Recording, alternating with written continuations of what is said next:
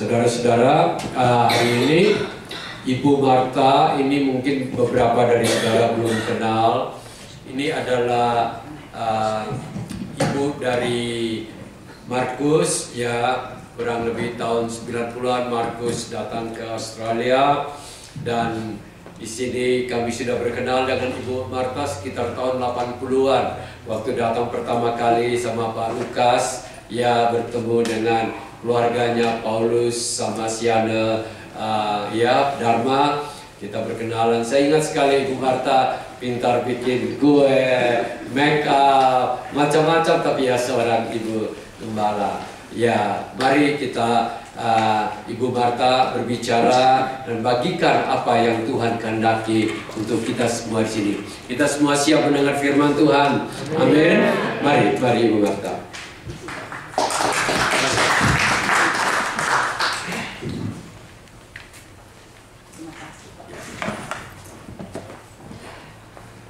Shalom Bapak Ibu. Shalom. Tuhan berkati kita semua ya. Saya bersyukur kalau bisa bertemu dengan Bapak Ibu yang sudah beberapa kali saya waktu itu datang di gerejanya Pak Sem, dan kami sangat bersyukur ya. Pak Sem adalah gembala, sudah banyak jemaatnya ya Pak ya, sudah banyak cabangnya.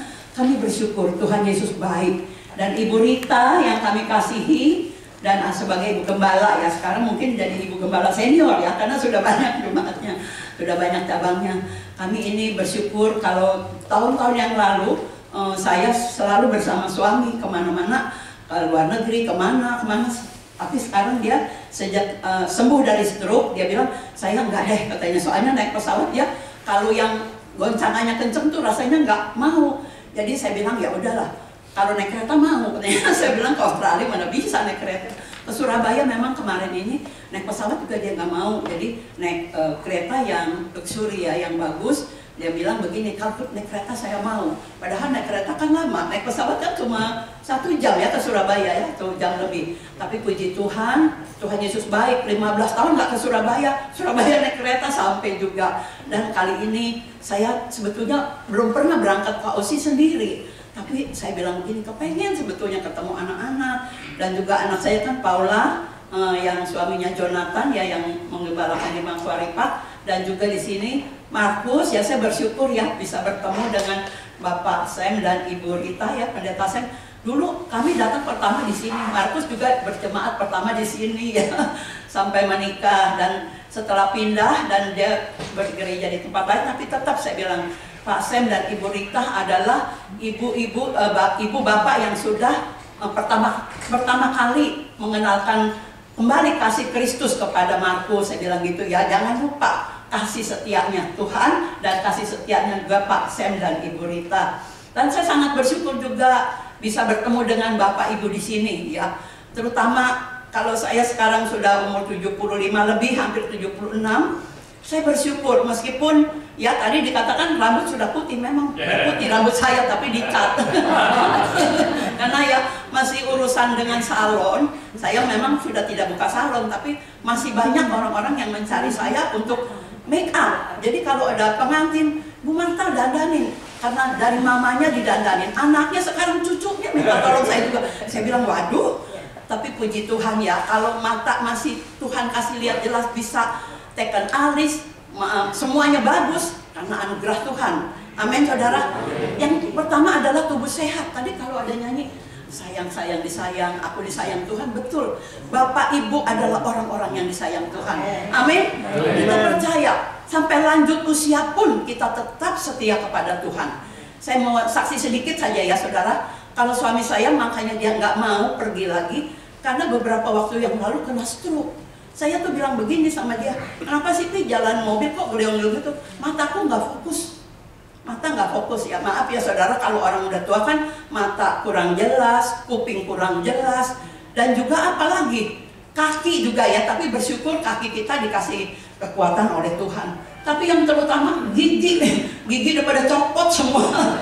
Puji Tuhan ya, masih ada, masih bisa buat makan. Saya bersyukur meskipun orang-orang bilang pasang gigi palsu aja. Aduh, saya bilang nanti aja dah, kalau udah copot semua baru dipasang yang palsu.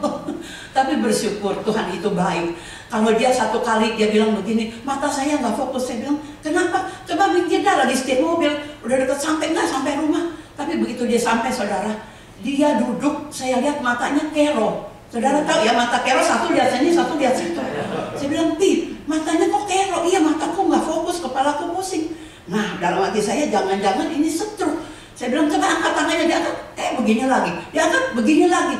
Wah, saya tanya sekarang, saya ajak dia bicara, karena kalau orang stroke itu harus diajak bicara. Kalau bicaranya benar, belum tentu stroke ya. Saya tanya, Pak, punya anak berapa? Lama jawabnya, 3 katanya. Namanya siapa aja, dia sebutin, Paula, Markus, Petrus. Biasanya dia ngomongnya cepat. Lalu saya bilang, coba mantunya siapa? Mantunya, dia lupa nama mantunya. Terus saya bilang begini, Tuhan, tolong Tuhan, saya berdoa dalam nama Yesus. Saya telepon adik saya, dia kan dokter ya, jadi suaminya dokter, dia dokter. Saya bilang namanya Esther, Cici Hu nih, tangannya keplek begitu. Wah, itu mah stroke, Ci, buruan bawa ke rumah sakit PON. Itu udah jam 10 malam, saudara. Waktu itu hati saya, aduh bagaimana Tuhan, udah jam 10 malam, tapi saya berdoa, anak saya Petrus, Papi kena stroke, harus bawa ke rumah sakit PON. Sedangkan rumah kami adalah di Citra. Rumah sakit PON itu jauhnya kira-kira ada di, kalau tidak salah di Cawang. Jadi dari rumah itu perjalanan kalau tidak macet 1,5 jam, kalau macet bisa 2 jam. Sampai di sana jam 12, saudara. Itu peristiwa itu terjadi, semua lagi COVID, tapi keluarga kami nggak kena COVID, saudara. Tapi ini Pak Lukas ini kena begini, jadi kami tuh anak sama mantu saya yang ikut diperiksa, ada COVID nggak? Kalau ada COVID boleh nunggu papanya. Ternyata papinya nggak ada COVID, anak saya juga, mantu saya nggak COVID, jadi boleh jaga. Saudara, ternyata waktu di scan 7 pembuluh darahnya mampet ya, tersumbat. Dokternya bilang, Pak, kalau ini pecah, Bapak kalau nggak meninggal, duduk di kursi roda terus. Aduh, saya tuh ditelepon terus sama mantu saya, Mam, bagaimana, udah rawat aja. Ini pertolongan Tuhan, karena kami berdoa dari rumah, Tuhan tolong yang terbaik. Kalau Pak Lukas diajak nggak mau, dia bilang besok aja. Besok nggak keburu stroke, bener-bener saya bilang gitu ya. Tapi puji Tuhan, saudara, dia bisa jalan, mulutnya tidak sadai lagi. Tadinya kan ngomongnya pelan, dia bisa khotbah lagi. Tapi yang satu lagi, setelah itu perutnya gendut, saudara, karena tidak bisa pipis. Waduh, pulang rumah sakit seminggu perutnya gendut. Bagaimana nih? Saya tanya lagi sama dokter. Dokter bilang, wah, ini penyakit laki-laki, takutnya ada cancer. Coba diperiksa. Nggak taunya, saudara, itunya saya lupa sakitnya apa ya, pokoknya harus dioperasi. Sedangkan dia 2 tahun, prostat. 2 tahun itu nunggu, nggak bisa dioperasi karena dia ada pernah mampet ininya, makan pengencer darah. Jadi saya bilang gini, Tuhan tolong, bagaimana? Kan kalau BPJS nggak bayar, tapi bagus, saudara. Cuma terlalu rame, nggak bisa orang masuk kalau nggak diantriin dulu. Dan ternyata pada waktu itu suami saya itu keduduknya lama, pipisnya keluar darah. Dia bilang, bagaimana ya? Udah, anak-anak bilang, papi, mami, yang bayar aja. Nggak apa-apa. Jadi kita pergi ke yang bayar, saudara. Ternyata Tuhan itu baik. Dipertemukan sama dokter-dokter yang temannya adik saya. Adik saya suaminya dua-duanya dokter, dan ternyata teman-temannya itu baik sekali. Luar biasa. Jadi kalau kita anak Tuhan, mau bertindak sesuatu, apapun yang kita alami, kita serahkan kepada Tuhan. Tuhan baik. Setelah dioperasi, saudara, sembuh. Sampai sekarang dia bisa berkhotbah, bisa pergi kemana-mana, jalannya pun lancar. Bahkan dia bisa jalan pagi, lari pagi di halaman rumah, kan ada matahari ya. Saya bilang itu adalah baik. Jadi atas doa Bapak Ibu sekalian juga yang mungkin di sini pernah dengar Pak Lukas sakit, pernah mendoakan juga, saya mengucap syukur kepada Tuhan dan berterima kasih. Tuhan Yesus baik, luar biasa. Kemuliaan hanya bagi nama Tuhan ya, saudara. Kalau kita sudah lanjut usia, jangan takut. Tuhan sayang kepada kita. Nah, saudara, kalau setelah suami saya sakit, jadi penggembalaan itu diserahkan kepada anaknya ya. Saya minta Ibu Evi tolong ditayangkan. Ini adalah keluarga kami dari generasi ke generasi ya. Dari pertama, gembala yang pertama, sampai kepada suami saya, kepada anak saya. Suami saya titip salam kepada Bapak Ibu untuk semuanya yang sudah mungkin kenal sama Pak Lukas. titip salam kepada Pak Pendeta dan juga kepada. Nah ini ya, ini adalah keluarga besar kami dan jemaat yang Tuhan titipkan. Dan Bapak Lukas itu titip pesan di mana Tuhan memberkati semuanya, dan dia berpesan salam buat jemaat di sini. Saudara, kita sekarang akan, kalau kita menjadi keluarga Kristen, maka seorang anak Tuhan dan kita adalah orang-orang menjadi orang tebusannya, kita akan merasakan damai sejahtera. Ya, sekarang kita mau baca firman Tuhan di dalam Keluaran pasal yang kedua, ayat yang ke-1 sampai yang ke-10. Saya hanya membaca sampai ayat ke-4. Nanti kita bisa baca di rumah karena kita waktunya harus cepat ya, karena ada perjamuan kudus dan kita juga akan hari ada Father's Day ya. Selamat ya bapak-bapak. Tuhan memberkati semua bapak-bapak ya, dan juga ibunya tentunya. Kita baca dari Keluaran pasal yang kedua, ayat yang ke-1. Saya bacakan sampai ke-4. Nanti saya percaya Bapak Ibu di rumah sudah tahu ceritanya ya, perikop ini. Seorang laki-laki dari keluarga Lewi kawin dengan seorang perempuan Lewi, lalu mengandunglah ia dan melahirkan seorang anak laki-laki. Ketika dilihatnya bahwa anak itu cantik, disembunyikannya 3 bulan lamanya. Tetapi ia tidak dapat menyembunyikannya lebih lama lagi. Sebab itu diambilnya sebuah peti pandan, dipakalnya dengan gala-gala dan ter, diletakkannya bayi itu di dalamnya, dan ditaruhnya peti itu di tengah-tengah teberau di tepi sungai Nil. Kakaknya perempuan berdiri di tempat yang agak jauh untuk melihat apakah yang akan terjadi dengan dia. Saudara, yang saya baca adalah begini, keluarga Kristen. Jadi kita adalah keluarga Kristen yang Tuhan telah berkati. Kalau di sini ada seorang laki-laki keluarga Lewi, yaitu yang bernama Amram, menikah dengan perempuan Lewi, yaitu Zokebed ya, istrinya ini, lalu mengandunglah dia seorang anak laki-laki. Dia sudah mempunyai 2 anak laki-laki. Dan keluarga ini adalah keluarga yang taat kepada Tuhan, mengasihi Tuhan, melayani pada waktu itu meskipun dia di dalam tindasan orang Israel ya. Kalau kita baca selanjutnya nanti dibaca di rumah karena waktunya. Di sini setelah dia diangkat anak oleh putri Firaun, dia dididik oleh mamanya dulu karena disusui oleh mamanya ya. Kan putri Firaun waktu dia melihat, kakaknya melihat anak ini, begitu dia lihat diangkat oleh putri Firaun, putri Firaun ini mengatakan bahwa ini pasti anaknya orang Ibrani. Dan ternyata dia mengatakan bahwa ada seorang ibu yang bisa menyusui. Jadi ibu ini sudah memberitakan firman Tuhan ketika Musa masih kecil, sehingga firman itu masuk ke sini, diam di hatinya dan tidak lagi mengikuti orang-orang Mesir, meskipun dia dibesarkan di Mesir, di istana Mesir. Saudara, yang selanjutnya Musa juga sudah menjadi pemimpin ketika umur 40 tahun dipanggil oleh Tuhan untuk bertemu, dan umur 80 dia akan melayani Tuhan, membawa umat Israel.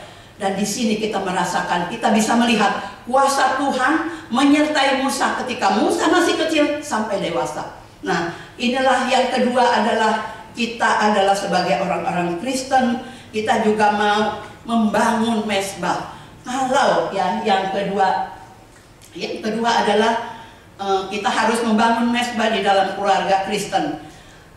Silahkan Bu Evi, yang kedua yaitu harus membangun mezbah. Kalau Musa dari kecil sudah membangun mezbah dengan orang tuanya, kita juga sebagai orang-orang Kristen membangun mezbah, yaitu kita bisa baca di dalam Yehezkiel pasal 36 ayat 26 dan 27. Kita baca sama-sama. Bapak Ibu apa bisa melihat ayat ini atau dibaca di HP-nya?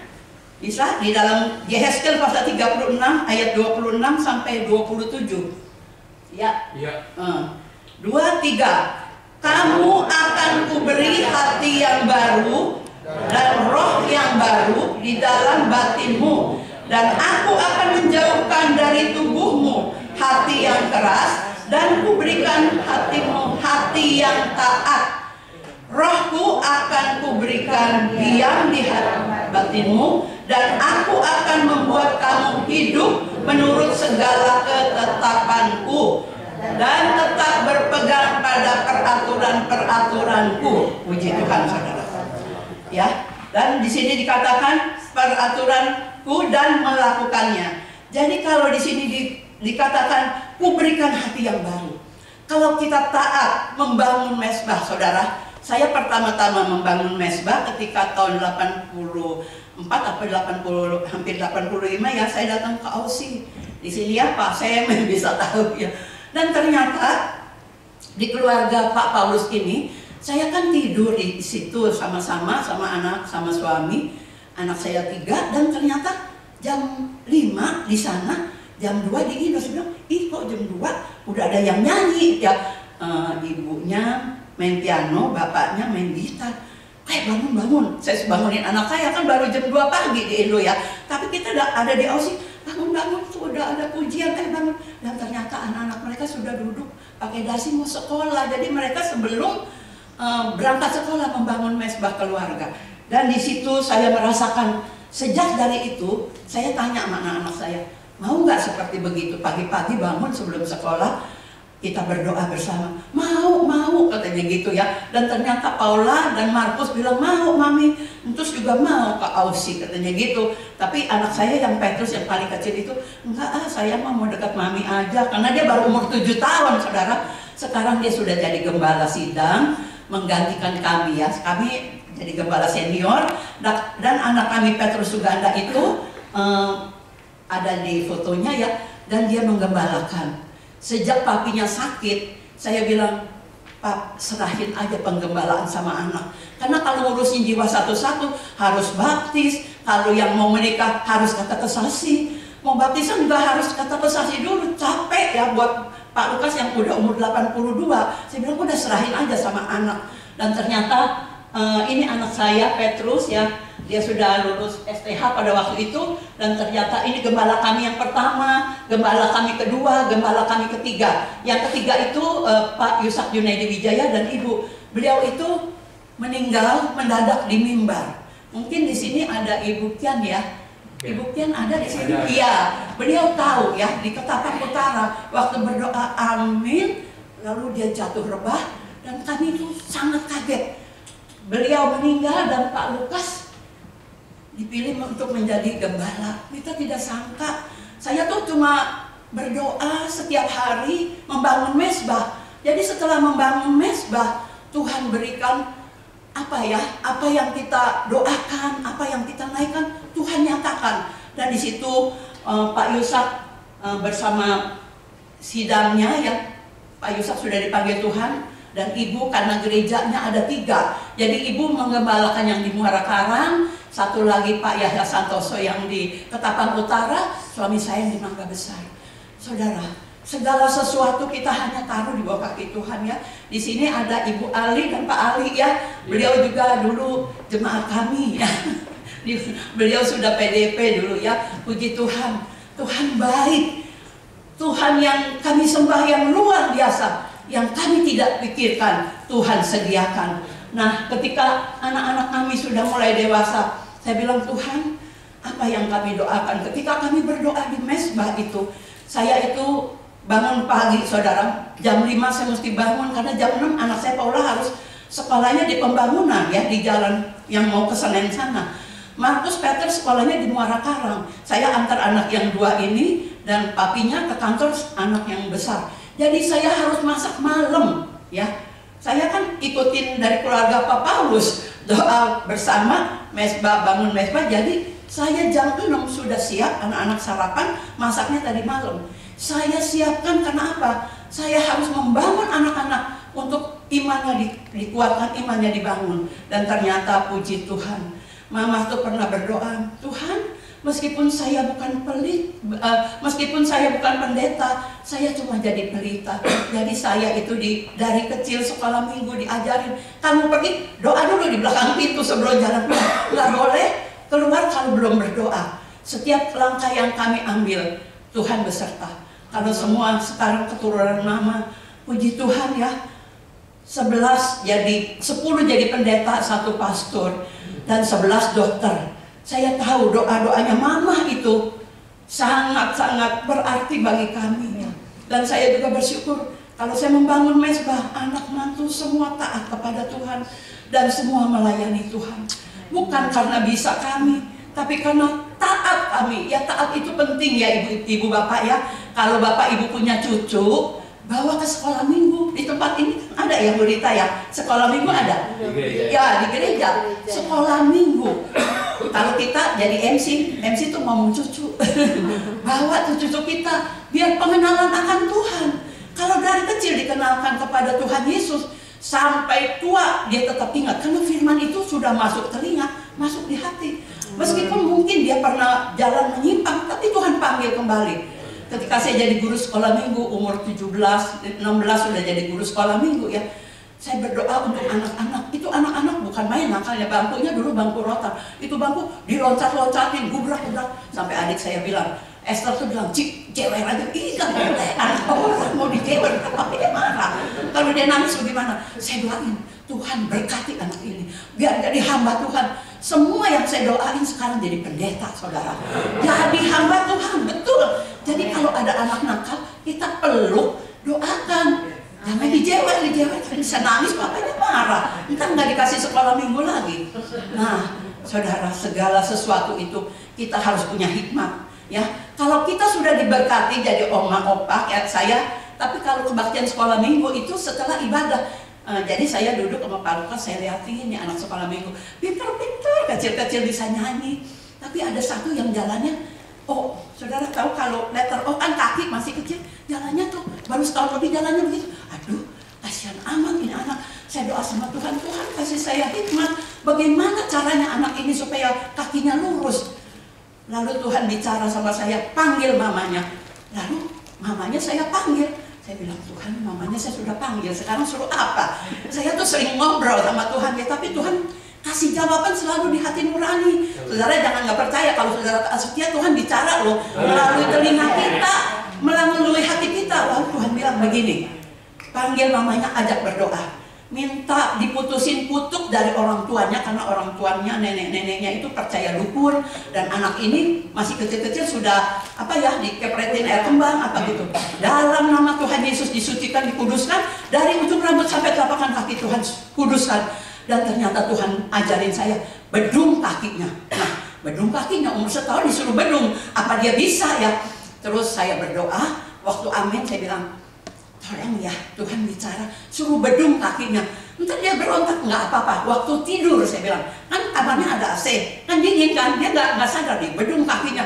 Tiap kali bangun buka bedungnya, tidur lagi bedung lagi, lurus saudara kakinya. Begitu datang ke sekolah minggu jalan lagi, jalannya udah bagus, nggak letter O lagi. Jadi kalau anak kecil itu tulangnya masih lunak.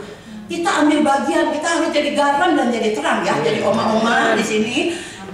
Biarin kita nggak bisa kasih mungkin, ke dokter aja, tidak, serahin dokter, segala dokter. Dia sanggup membetulkan yang tidak baik jadi baik, asal kita mau. Kita ambil bagian kita, Tuhan ambil bagian Tuhan. Jadi Tuhan yang menyembuhkan, kita hanya mendoakan, kasih hikmat. Nah, ada satu lagi kesaksian anak sekolah minggu juga. Dia bilang gini, tante, anak saya udah 2 tahun nggak bisa ngomong. Panggil papa mama nggak bisa, gini, aduh. Saya bilang, ayo kita doa. Jadi anak itu saya doakan dengan mamanya. Saya bilang, Tuhan ampuni orang tuanya, bukakan mulutnya supaya dia bisa memuji Tuhan. Saya nggak bilang supaya dia bisa berbicara, saya bilang supaya dia bisa memuji Tuhan. Bagaimana saudara? Kalau di sini Tuhan berkata, aku akan memberkati hatimu dan kuberikan rohku diam di dalam batinmu. Artinya Tuhan mau bicara di dalam batin kita. Jadi kita kalau mengikuti peraturan-peraturan Tuhan, Tuhan berkati. Waktu saya berdoa, Tuhan bicara. Dan waktu itu saya bilang, Tuhan ampuni. Waktu amin, mamanya bilang begini, tante, teman saya bilang lidah anak saya suruh dikerik pakai cincin kawin. Emangnya beok? Saya bilang, kalau burung beok dikerok bisa ngomong ya, dia bisa ini apa, ikutin apa yang kita mau. Tapi ini anak, serahin sama Tuhan. Nih begini saya bilang, ajarin dia menyebut nama Tuhan Yesus. Tuhan Yesus, Tuhan Yesus. Nanti Tuhan bukakan mulutnya. Betul saudara, waktu dia diajarin begitu sama mamanya, dia bisa panggil papa mama. Dan beberapa bulan kemudian dia bisa nyanyi. Dia bilang begini, tante, anak saya udah bisa nyanyi. Kan dia lihat dikasih dikasih handphone, kan di situ ada lagu anak-anak, lagu dia bisa nyanyi. Waduh, hari Minggu bulan yang ketiga nyanyi di depan, berani nyanyi. Aduh, saya bilang Tuhan Engkau baik.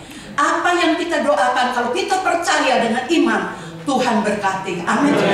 Jangan ikutin omongan orang. Dikerik lidahnya, emangnya burung beo dikerik. Kalau anak Tuhan diserahkan kepada Tuhan, saya bilang sama Tuhan nggak bilang dia bisa berbicara, saya cuma bilang Tuhan supaya dia bisa memuji Tuhan. Dan beberapa bulan kemudian dia nyanyi lagi lagu Inggris. Waduh, saya bilang Tuhan terima kasih. Aduh, ya. Jadi di sini mungkin Markus tahu ya. Itu adalah iparnya Markus ya. Jadi Mei punya adik laki-laki dan istrinya atau anaknya. Aduh, saya bilang Tuhan Yesus baik. Sekarang bisa memuji Tuhan, sudah jadi anak remaja, luar biasa. Tuhan kita bisa berkarya kepada Bapak Ibu sekalian. Mungkin Bapak Ibu punya cucu ya, papa mamanya sibuk bawa ke sekolah minggu. Kalau udah remaja, ajak ke youth. Jangan sampai kemana-mana. Anak muda itu harus taat kepada Tuhan. Dengan apa anak muda bisa benar-benar menjalankan perintah Tuhan, menjaga kekudusan dengan takut akan Tuhan. Kalau dia takut akan Tuhan, dia tidak berani neko-neko. Dia tidak berani berbuat yang tidak baik ya, karena Tuhan beserta. Nah, lalu yang ketiga, saudara, sekarang yang ketiga itu adalah, saya diberi waktu berapa menit ya Pak? Ya. Nah, yang ketiga ini, keluarga Kristen harus mempunyai karakter Kristus. Apakah kita sudah mempunyai karakter Kristus? Haleluya. Saya percaya Bapak Ibu di sini sudah number one. Sudah pengalaman ya, pasti punya karakter Kristus. Kalau mau awet muda, tidak boleh simpen benci. Buang tuh benci, buang tuh kesel, buang tuh susah ya. Kita patut memuji Tuhan. Jangan kita berkata-kata yang sia-sia. Karena di dalam Kolose pasal yang keempat ayat kelima dikatakan, hiduplah dengan penuh hikmat kepada orang-orang luar. Pergunakanlah waktu yang ada. Hendaklah kata-katamu senantiasa penuh kasih. Jangan hambar, sehingga kamu tahu bagaimana kamu harus menjawab kepada setiap orang. Jadi kita baik itu bukan saja keliling lingkungan kita, tapi orang luar pun, ya saudara. Kepada orang luar pun, tetangga kami sebetulnya beragama lain, ya. Mama mertuanya kadang-kadang ngobrol sama saya seringkali berkata-kata sama dia, tapi karena dia agamanya lain, ya kita tetap mengasihi, karena Kristus itu harus ada pada kita, meskipun dia beragama lain. Kalau kita baik, dia juga menghormati kita. Satu kali itu mantunya, ya maaf bicara, aduh kalau mantunya ini laki-laki, kalau setir mobil, jeber tuh pintu rumah dia, tapi bukan pintu rumah saya ya, ditabrak. Saya bilang aduh Tuhan. Lalu ganti pintu tuh dia kan mestinya bikin yang sererekan begini ya, jadi nggak kena rumah saya, dia bikin buka. Jadi kalau buka pintu tuh selalu begini, ini rumah dia begini pintunya, dia giniin sereret. Jadi saya kalau mau keluar nggak bisa, tunggu dia keluar dulu, tunggu dia beres dulu. Saya bilang Tuhan ampuni orang itu. Terus kalau berkata-kata sangat buruk sekali. Dia ngatain yang di depan itu, dia tidak berani katain saya, tapi yang depan itu orang gila burungnya bukan 1, 2, 3, ratusan di dalam. Loh, dalam hati saya, Tuhan ampuni. Dia bilang, oh itu orang gila burung. Saya bilang gini, Tuhan ampuni. Saya minta Tuhan jamah hatinya, ya. Kita kalau ada orang begitu, kita minta Tuhan jamah hatinya. Dan satu kali, saudara, dia kena stroke. Stroke-nya itu sampai nggak bisa jalan. Saya nggak tahu. Tahu-tahunya dia udah pulang dari rumah sakit. Dia bilang begini, Tante, sekarang saya stroke. Lah, kok sekarang ngomongnya pelan-pelan ya? Karena memang kalau ada stroke tuh lidahnya udah keluh. Tadinya ngomongnya kan keras apa? Aduh, anak saya Petrus tuh bilang gini, aduh, dia kalau nabrak pintu kita, Mam, pintu kita nggak bisa dibetulin lagi karena pintu kita pintu dorong. Kalau dia tabrak, dia mesti ganti ya, Mam. Ya iyalah. Aduh, apalagi Yuni lagi hamil pada waktu itu. Mantu saya sedang hamil. Mobilnya nabrak mobil itu kaget karena dia ada dekat pintu ya. Tapi saya berdoa, saya bilang ampuni, saudara. Waktu saya doa, saya bilang mau didoakan nggak? Mau Tante ya. Waktu kami doakan, ternyata dia mau terima Tuhan dan dibaptis. Meskipun dalam keadaan piansui ya. Kalau sudah struknya itu kan jalannya udah susah. Tuhan bagaimanapun kalau kita berdoa ada cara Tuhan. Tadinya orangnya berangasan, galak, kalau udah begitu ngomongnya pelan-pelan. Memang nadanya ya udah nggak bisa kenceng, mesti pelan. Tapi bersyukur Tuhan mengubahkan. Tapi yang penting adalah jiwanya selamat ya saudara, betul tidak? Kalau dia tetap seperti adat yang lama, nggak bisa. Semua tetangga benci. Cuma saya aja sama keluarga Pak Lukas, kata Pak Lukas coba aja dia berani labrak pintu kita nggak bisa keluar. Udah kalau dia tutup pintu gini ya, dia buka pintu dia mau keluar mobil, kita tunggu sampai dia nutup pintu baru kita bisa keluar. Aneh bin ajaib, tapi Tuhan baik. Kita diberi kesabaran saudara. Kalau orang lain kan ganti tuh pintu, kalau kita mau keluar masa mungkin dia. Ada kan yang nggak suka, tapi suami saya bilang biarin aja. Kita nggak rugi, dia pintunya ngadep ke sini juga menghadap ke sana, terserah. Tapi puji Tuhan ya, Tuhan Yesus baik. Nah, kalau kita sudah menjadi orang yang baik, menjadi hidup dengan penuh hikmat, kita bisa memberikan kepada orang lain yang terbaik. Jangan lupa, ucap syukur terus. Saya sampai sekarang tetap membangun mesbah, meskipun kami di tempat lain-lain. Saya bilang sama anak-anak saya yang di Aussie, kamu tetap membangun mesbah. Doakan anak-anakmu supaya anak-anakmu juga taat kepada Tuhan sehingga menjadi hamba-hamba Tuhan. Dan juga kepada yang di Jakarta juga saya bilang begini, doakan semuanya. Dan ternyata betul saudara ya, kalau kita bisa baca lagi keluarga Kristen di dalam Mazmur pasal 22 ya, kita buka Mazmur pasal 22 ayat 30 sampai 31, dikatakan anak-anak cucu akan beribadah kepadanya dan akan menceritakan tentang Tuhan kepada angkatan yang akan datang. Mereka akan memberitakan keadilannya kepada bangsa yang akan lahir nanti, sebab ia telah melakukannya. Kita mempunyai Allah yang luar biasa, yang sanggup membuat keturunan kita taat kepada Tuhan. Dengan apa? Dengan kita contohnya. Apakah kita sudah menjadi ibu yang baik? Apakah kita sudah menjadi bapak yang baik ya? Jangan sampai anak-anak kita mempunyai akar kepahitan. Jadi kita juga harus hidup rukun ya, sama suami saya bergandengan tangan. Kalau jalan juga sama-sama, apalagi dia pernah stroke ya. Jadi kalau kita jalan bergandengan, anak-anak yang muda-muda nyanyi gitu, bergandengan tangan. Saya bilang loh, susah loh nyari yang kayak Pak Lukas ini. Ini stok lama ini, dari sekarang nggak ada ya. Puji Tuhan ya, kita bersyukur.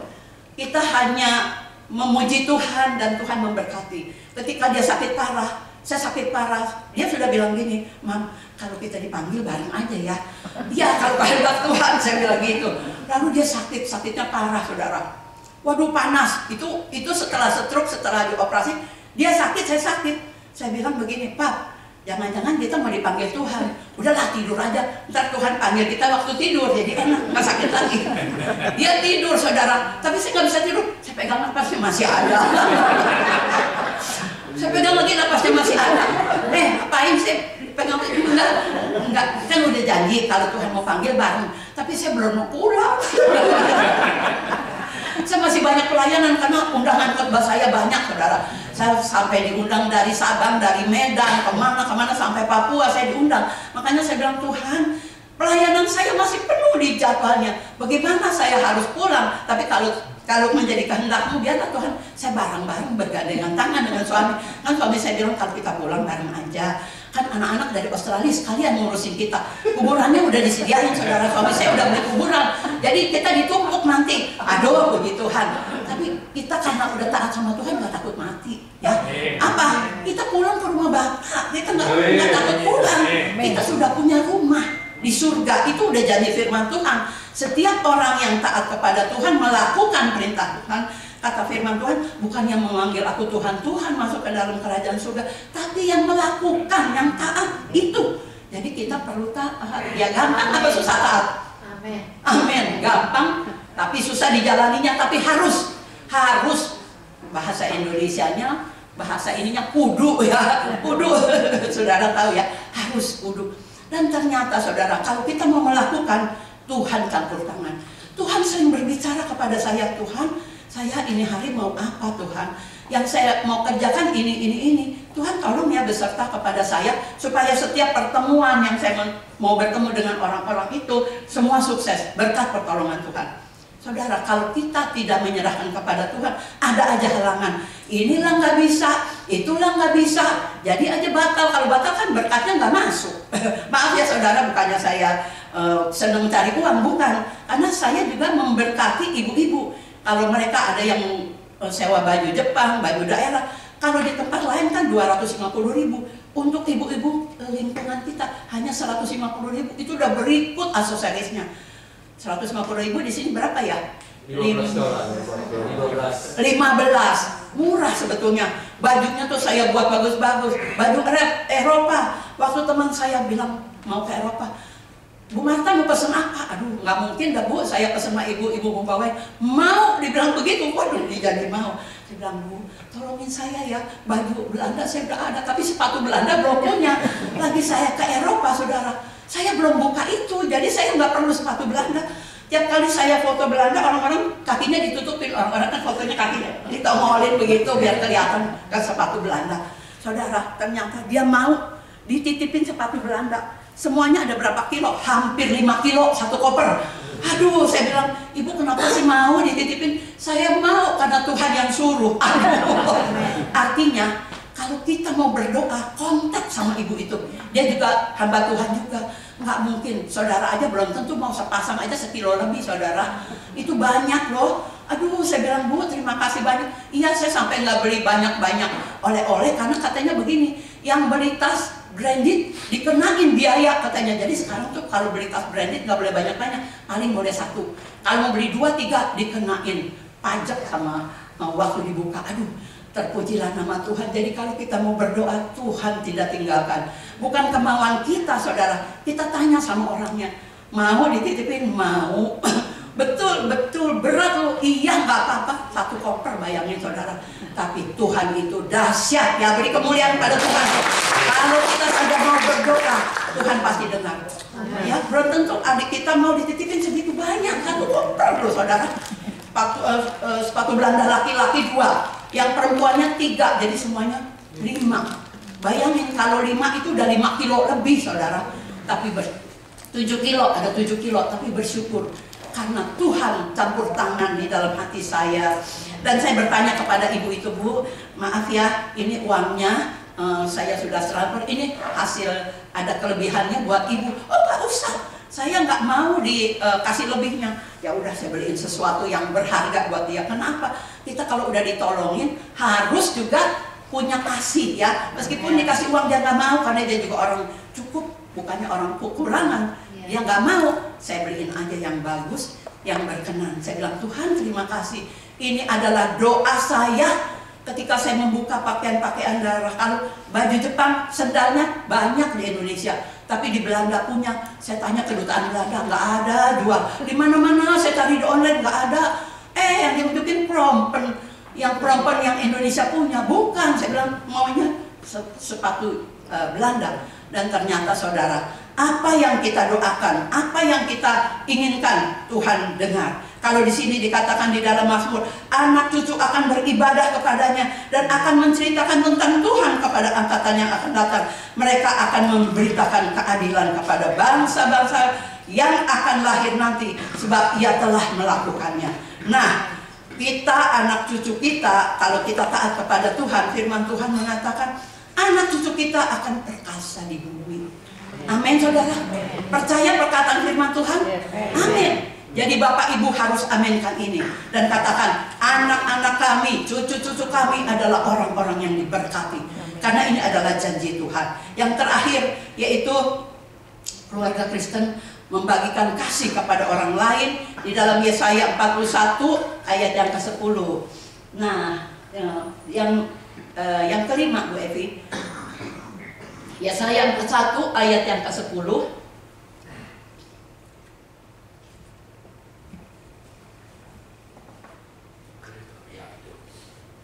Ya, Yesaya 41 ayat 10 kita baca sama-sama ya, supaya apa yang kita doakan akan terjadi karena Tuhan beserta dengan kita dan kita akan merasakan kasih sayangnya. 2 2, 3. Yesaya 41 ayat 10. Janganlah takut, sebab aku menyertai engkau. Janganlah bimbang, sebab aku ini Allahmu. Aku akan meneguhkan, bahkan akan menolong engkau. Aku akan memegang engkau dengan tangan kananku yang membawa kemenangan. Nah saudara, kalau tadi kita sudah merasakan kasih sayang Tuhan dan kita merasa sudah diberkati, apa yang kita punya? Mungkin kita punya firman Tuhan di dalam hati, beritakan kepada orang lain. Meskipun orang itu mungkin menolak. Banyak ya orang, oh saya tidak suka dengan agama Kristen begini. Pendetanya ada yang begini. Saya bilang, ibu jangan lihat orang, lihat kepada Tuhan Yesus. Amen. Yang baik. Dan kita akan belajar mencontoh. Kadang-kadang kita sendiri ya, untuk diri sendiri, apakah kita sudah menjadi ibu yang baik untuk anak-anak kita? Apakah kita sudah menjadi bapak yang baik untuk anak-anak kita? Jangan sampai punya akar kepahitan. Ada seorang bapak ya, dia bilang begini, anaknya susah diatur. Waktu dia buka lemari es, dia lihat papanya mau makan buah, ambil aja sendiri. Papanya marah, diambil pisau, anaknya mau ditusuk. Untung mamanya kelihatan. Aduh, katanya, Tuhan, tolong Tuhan Yesus, tolong. Papanya marah. Papanya kepengen makan buah supaya anaknya kupasin. Tapi anaknya bilang, pas aja sendiri, ambil aja sendiri. Aduh, papanya marah, dia ambil pisau. Ternyata saudara, ibunya ini seorang yang taat kepada Tuhan. Dia berdoa, Tuhan Yesus tolong. Dan saudara, itu pisau yang lagi dipegang bisa jatuh. Enggak sampai ketusuk anaknya. Coba kalau sampai ketusuk anaknya, kan bapaknya bisa masuk. Anaknya masuk ke rumah sakit, bapaknya bisa diperkarain ke polisi ya. Tapi Tuhan Yesus baik. Ibunya seorang yang taat kepada Tuhan. Jangan kita menyakiti hati anak-anak kita. Jadilah ibu yang baik. Jadilah ayah yang baik. Supaya karakter Kristus ada di dalam hati kita. Ya saudara, biarlah kita mau menjadi terang di tempat yang gelap. Biarlah kita mau menjadi saksi bagi orang-orang yang belum mengenal Tuhan. Ceritakan tentang Tuhan, tapi ingat jangan memaksa. Biar Roh Kudus yang bicara. Kita sudah sampaikan, kalau memaksa orang itu marah. Orang paling tidak mau dipaksa. Ceritakan tentang kebaikan Tuhan dan tentang diri kita juga. Dia lihat, bukan kita bilang, oh saya orang baik loh bu, bukan. Saya bilang sama anak-anak, lihat mantu, kalau jalan di gang Badila, gang Badila itu rumah kita di gang ya. Begitu keluar, Enci Kristen, semua pada manggil Enci Kristen gitu. Coba yang dipanggil apa? Bukan mama saya kan ibu Behwa namanya, nama barunya Naomi. Nggak dipanggil ibu Behwa, nggak panggil ibu Naomi, panggilnya Enci Kristen. Coba, kalau kita baik, seluruh jalanan itu semua memanggil dari yang tua, yang muda, dari yang laki-laki sampai perempuan. Saya di Jalan Badila itu tinggalnya ya, di gang dulu ya waktu kecil-kecil. Tapi mama itu bilang begini, meskipun saya tidak jadi pendeta, saya jadi pelita, tapi anak-anak mama semua taat kepada Tuhan. Sehingga banyak yang menjadi hamba-hamba Tuhan dan juga satu jadi pastor. Saya bilang, Tuhan, didiklah keturunan kami seperti yang Tuhan mau. Jadikanlah kami ini keluarga yang taat kepada Tuhan sehingga nama Tuhan dimuliakan. Ya saudara, mari kita bersyukur kepada Tuhan. Kita mau nyanyikan tadi ya lagu Aku Disayang Tuhan ya Pak Roni. Ayo Bapak Ibu, kalau yang bisa bangun boleh berdiri, kalau yang nggak bisa duduk aja. Kita goyang dikit ya, biar semangat ya. Bukan yang neko-neko, maksudnya kita. Saya itu kalau bangun tidur Ibu Bapak selalu olahraga di tempat tidur dulu.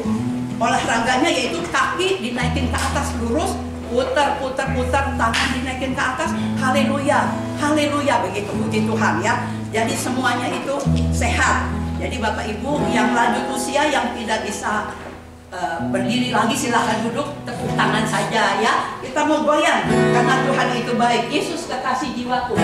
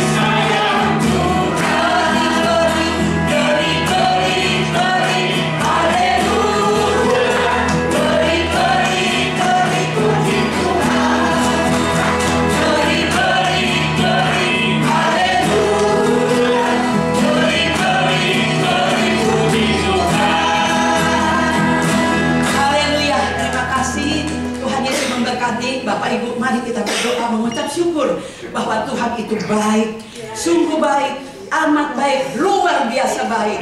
Haleluya, haleluya. Iralama sangka, iralama siki, iralama sangka. Terpuji-pujilah nama Tuhan. Terima kasih Bapak, kesempatan yang indah kami boleh ada di tempat ini. Engkau memberkati hamba-Mu Tuhan, Pak Sen dan Ibu Rika. Kami percaya Tuhan apa yang dia sudah tabur. Sekarang jiwa-jiwa sudah banyak yang mengenal Tuhan. Tuhan memberkati pelayanannya. Dan staf gembala Tuhan berkati. Tuhan, kami sebagai manusia terbatas. Tapi Engkau tidak terbatas kasih-Mu sayang kepada kami. Kami adalah anak-anak-Mu yang disayang Tuhan. Kami mengasihi Engkau Tuhan. Karena hidup kami ini hanyalah sementara. Waktu itu hanya dititipkan. Dan harta itu juga adalah hanya pinjaman. Biarlah kami bersyukur kalau kita bisa ada sampai hari ini. Dan kami bisa berada, bisa memuji Tuhan.